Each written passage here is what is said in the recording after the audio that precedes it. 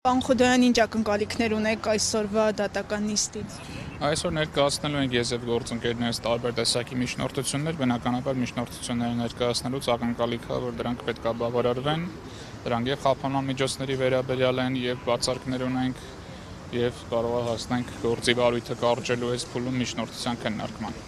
Նախորդիվ տեսանք, որ փաստաբանները բոյկոտեցին եւ ներկա չգտնվեցին ու նաեւ նշեցին, որ հետագայում եւս այլ բողոքի ձևեր լինելու են,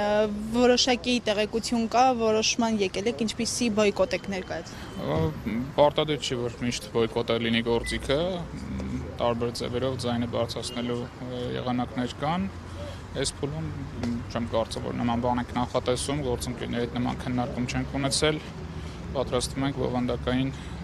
պրոցեսի ներկայացնել մեր միջնորդությունները եւ կատարել մեր պնդումները, փորձելու ստանալ դատախազության մեկնաբանությունները այն ծավալով, որ հանրությանը մատչելի լինի, թե իրենց մեղադրանքը ինչի մասին է, թե իրենք կարողանալու են դա անել։ Իսկ դատավորին սպասելիքներ ունեք։ Բարդ հասել է, չեմ ուզում անձի շուրջ քննարկումներ ունենամ, ամեն դեպքում ակնհայտ է, որ այս գործով Հանրապետության գրեթե բոլոր դատարանները կաշկանդված են քաղաքական պատվերով եւ առանձին դատավորներ են, որ միայն